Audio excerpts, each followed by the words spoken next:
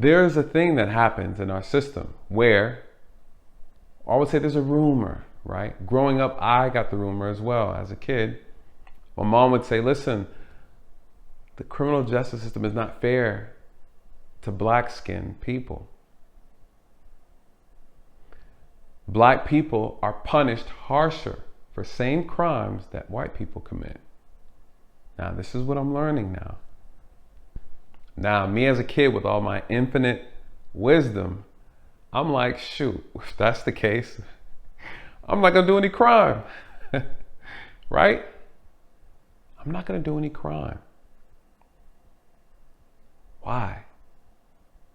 If you tell me that if I go into this system, if I commit a crime, if I get myself in trouble, they're gonna treat me harsher than they treat somebody else, well, shoot, it's a no-brainer. Now, I was a different kind of kid. I'm not gonna lie, I was a different kind of kid. I listened. I didn't test the system. But just because you listen and don't test the system doesn't mean the system should be set up that way, right? Let's agree on that. It shouldn't matter. It should be equitable for everybody. It shouldn't matter how much money you have. It shouldn't matter who you know. It shouldn't matter what your status is. And it definitely shouldn't matter about your skin color, your gender, your religion, or any other discriminatory things people can use to separate you from other people. It shouldn't matter, you guys. It shouldn't matter. But if it does matter, it needs to be examined. There needs to be safeguards to prevent those things. And we're going to talk about those. So what's the issue? I know for some people, it might seem hard to believe. But when you're black, you live a different type of reality.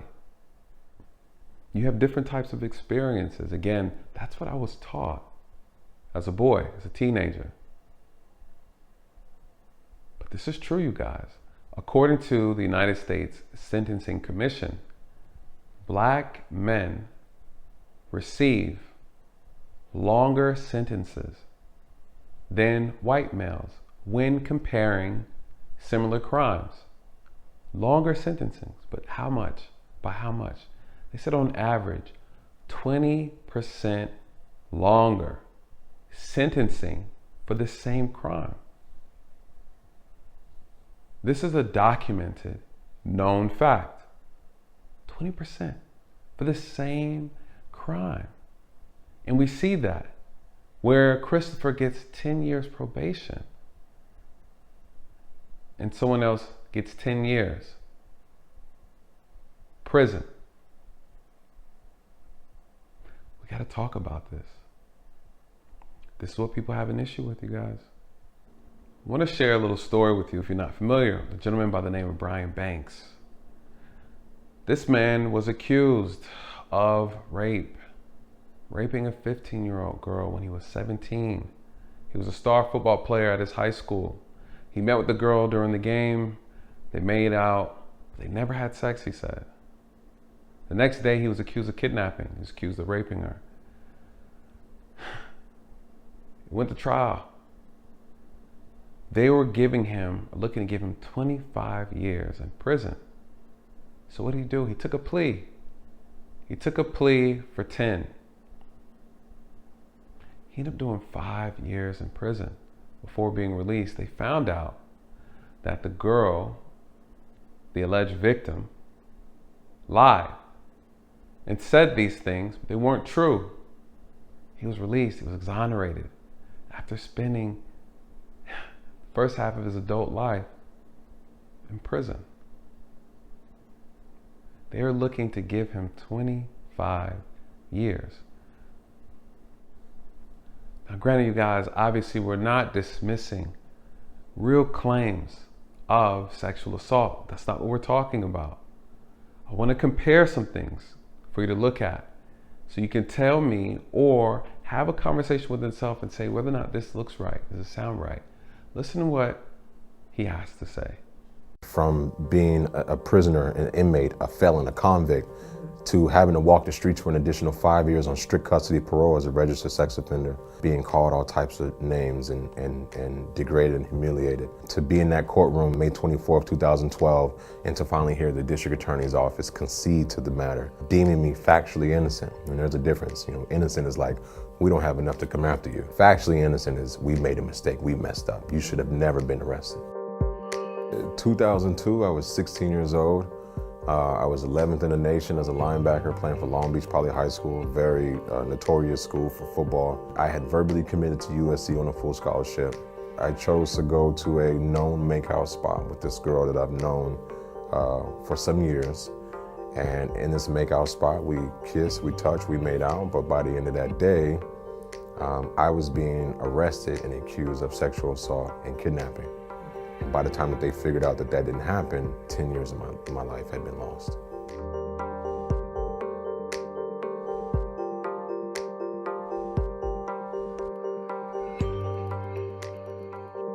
There's a lot of sexual assault against women. It's becoming a huge problem in our country. So how can people and the public learn from your story without placing judgment for the women that are coming out, that are brave enough to speak on being survivors? Yeah, well, the truth is, sexual assault occurs more than someone is being wrongfully convicted of it.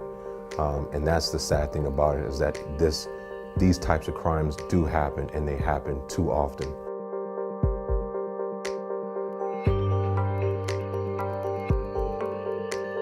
But I also want to stress the importance of our detectives, of our police department, that we have to put the weight on their shoulders to do everything possible to do their job in discovering and finding out what actually happened in these situations, so that the right thing is done, the right justice is served, the right person is put behind bars.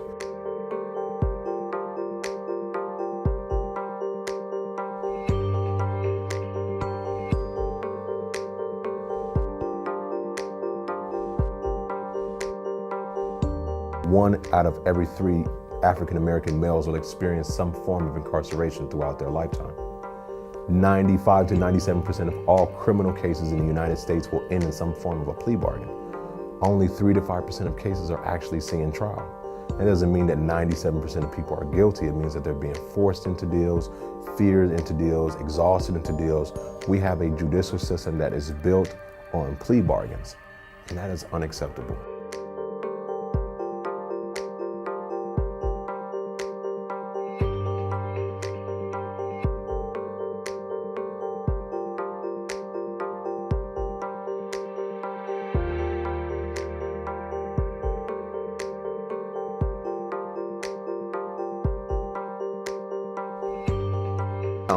Now that I'm free, I sit on the advisory board of the California Innocence Project, as well as the advisory board of the National Registry of Exoneration. There are people in there right now, still in there for something that they didn't do.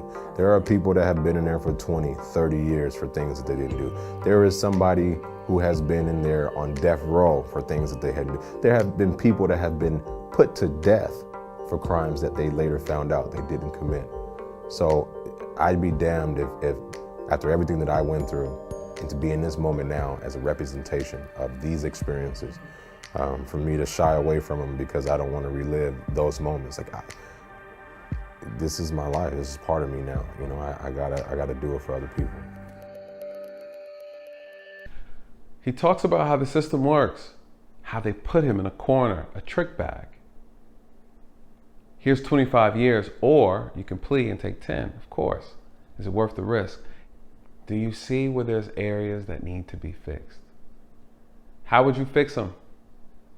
It's one thing to complain, but how would you fix them? What would you do? What would you say? What should be implemented? What type of safeguards are needed to prevent that type of one-sided, that slanted conviction? Was his Fifth Amendment honored? Was it? We talked about sexual assault, though he didn't do it. But let's talk about someone who did. This brings me to a gentleman by the name of Brock Turner, white male. He was an athlete, Stanford swimmer, at the age of 20 years old, he sexually assaulted a woman behind a dumpster who was unconscious. Unconscious. He was arrested, but he was convicted. 6 months in jail. 6 months in jail. Do you see what I'm saying? Do you see the difference here? Do you see the racial disparities? Do you see when the United States Sentencing Commission says that 20% more black men receive longer sentencing than their counterpart, white males, for the same crime? These are the things that people have an issue with. These are the things that we need to discuss. How do we fix that? What do we do? What do you think? What should be done? The reality is there's an issue. There's an issue. I got one more for you. Albert Wilson, 20 years old, black male at the time. He was a student at Kansas University. What happened? In September 2016, he decided to go to a bar. He wasn't old enough to go into. He used someone else's ID to get in. There he met some young girls, a white girl. She's 17 years old. She was never carded to get into the bar. The same bar that he got into with an illegal ID. They meet, they dance, they kiss. Then he's like, hey, my dorm is right down the street. Let's walk, let's go by there. She agrees. It's on film, them leaving, going into the dorm room. They're in the dorm room for no more than 5-10 minutes. And then they leave. Next day, she claims that she was raped, sexually assaulted by him. They investigate. He says, hey, listen, we kissed. That's as much as we did, and we messed around, but I never penetrated her.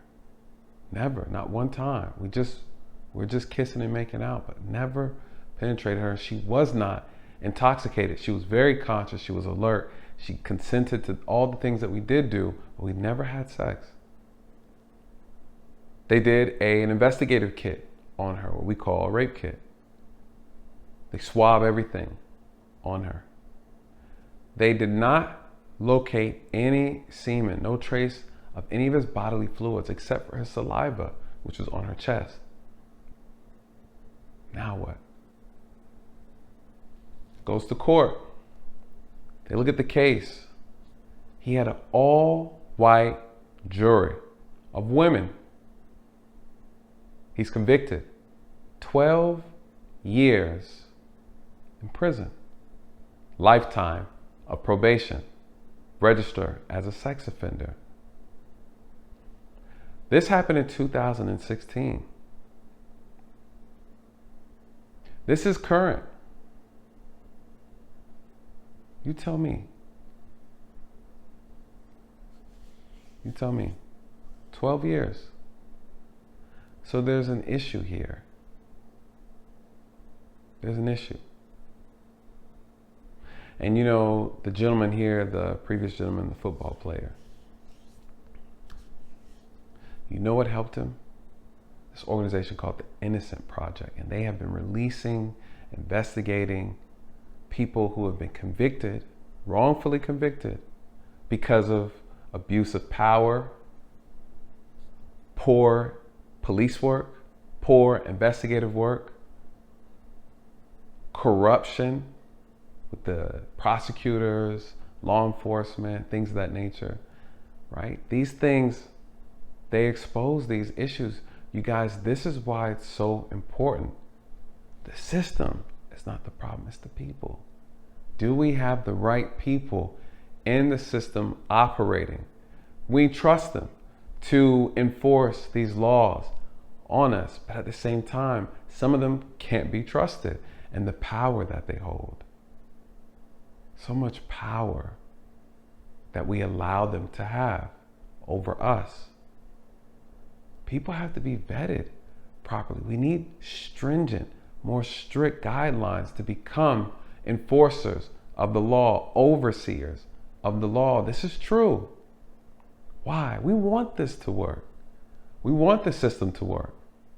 This is why you have to put yourself in position of power. If you have integrity, if you have the heart to serve, if you're doing it for the right reasons, then we need more people like that. Unfortunately, we have bad people who are able to get into this thing. You have officers that are enforcing the law through their ego. Prosecutors who are enforcing their law through their pride, caring only of their conviction rate. Manipulating jurors, orchestrating a jury pool that benefits you. There's a pattern here. How do we fix that? How do we fix that? Now, before I close though, again, you guys, this channel is very unique. Why? Because I'm a man of the law. I'm a law enforcement officer. I love what I do, or did, retired. For those who don't know, I'm retired. I had to medically retire because of my accident. I was assaulted. I'll put a video here for you to take a look at it if you're not familiar. To my black men, because the other part of this channel is black empowerment. Why?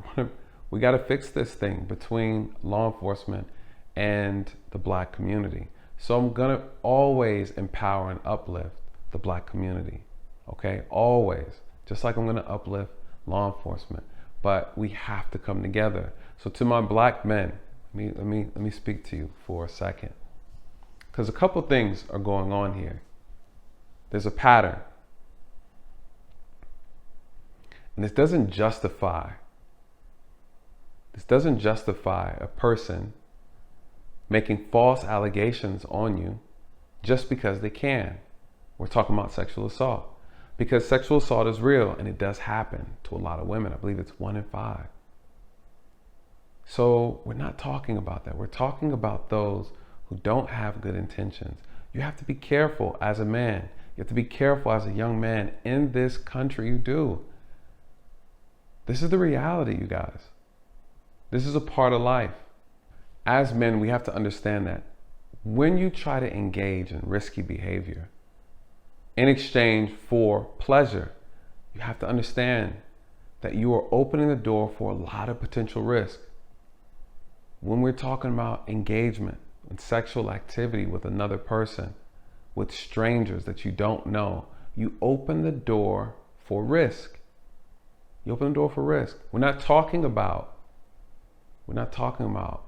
a woman who can't consent, a woman who does not want to have any type of sexual activity with a person. That's not what we're talking about. I'm talking about men, the decision that men make in these scenarios with these black men that I have given you. Each one of these were men who were seeking a quick opportunity, a fast opportunity. Do you follow me? You have to be careful, you guys, with strangers. You have to be careful with this idea of instant pleasure. You never know what the outcome can be. You have to be careful with now, even in the state of Georgia, if a woman is intoxicated, she can't give consent, you guys. As a man, these are things that you have to know in order to protect yourself, to ensure that you are not putting yourself in a situation that could turn out to be unfavorable.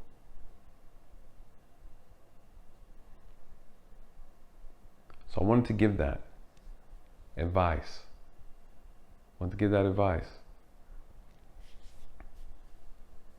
At the end of the day, these things are very difficult conversations to have, but the reality is we can all potentially be victims of crime.